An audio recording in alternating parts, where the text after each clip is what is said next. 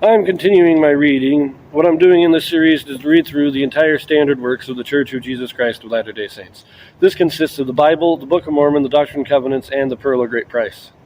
I am reading in a chronological order of events, not according to publication or volume, so I will be skipping around a bit as I move along. But right now, I am still in the first book of Samuel. This will be chapter 29. Now, as you may recall, David is hiding out with the Philistines in Gath.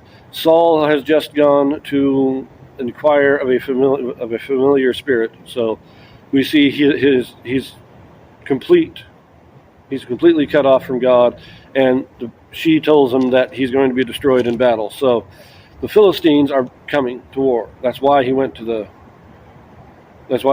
speak the familiar spirit. And now this is chapter 29. That's where we're picking up. So let's see. Israel and the Philistines gather for war. Philistine princes send David away.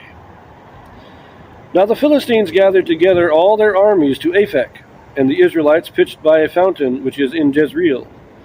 And the lords of the Philistines passed on by hundreds and by thousands.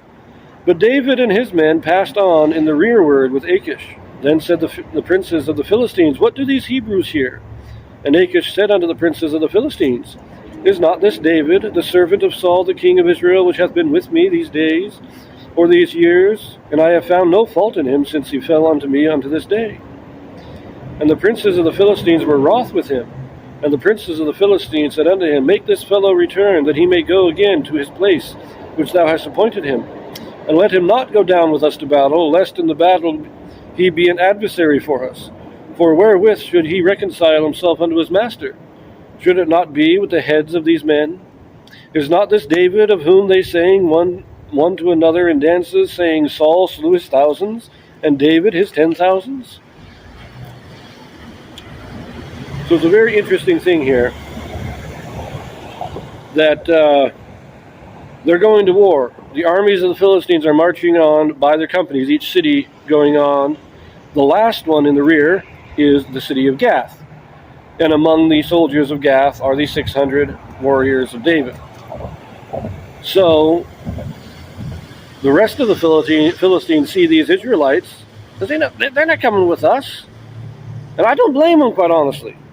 You can't really blame the Philistines for not wanting David and his men. Their fear is that David's going to turn against them in the middle of battle. He's in the back. They go and fight Israel, and if David turns against them, now they're surrounded. You can't have this. It's bad strategy, and I agree with the Philistines on that one. And it's a good thing for David, because I don't think David wanted to fight against the Israelites. But he had made himself allied with Achish, and so when Achish called him out to fight, he responded like he should. So, anyways, verse 6. Then Achish called David and said unto him, Surely, as the Lord liveth, thou hast been upright, and thy going out and thy coming in with me in the host is good in my sight. For I have not found evil in thee since the day of thy coming unto me unto this day. Nevertheless, the Lord's favour thee not. Wherefore now return, and go in peace, that thou displease not the lords of the Philistines. And David said unto Achish, But what have I done? And what hast thou found in thy servant so long as I have been with thee unto this day, that I may not go fight against the enemies of my lord the king?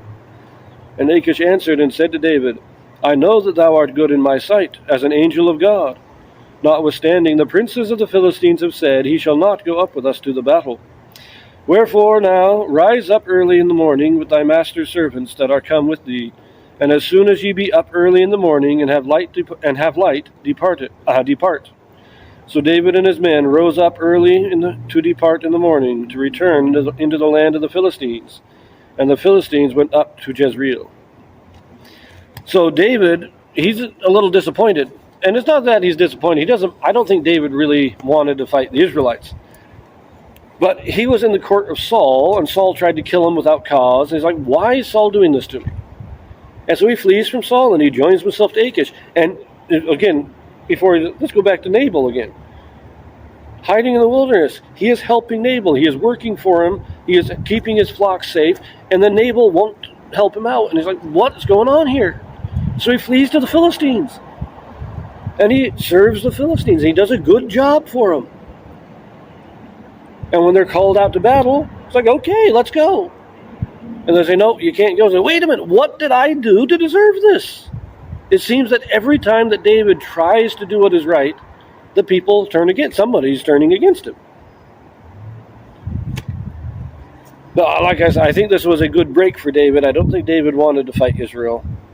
But at the same time, he wants to know why people keep turning against him, why people won't let him do what he knows he's supposed to be doing.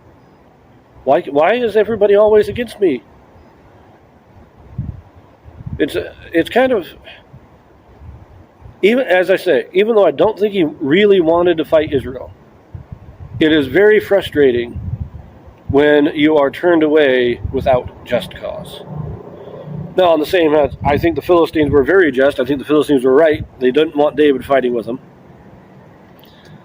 But I can see David's point too, is that I have served you faithfully for 16 months, and now you're just kicking me out without cause. It's a very interesting. This is one thing I really like about scriptures, especially the Old Testament, because they don't shy away from these things. They give us the perspective of everybody. We get the Philistines' perspective, and we understand it, and we can agree with it. We get David's perspective. We can understand it, and we can agree with it. It gives us a very dynamic story, a very dynamic history that we don't always get. And it's just a wonderful thing. But we'll pick this up in the next chapter.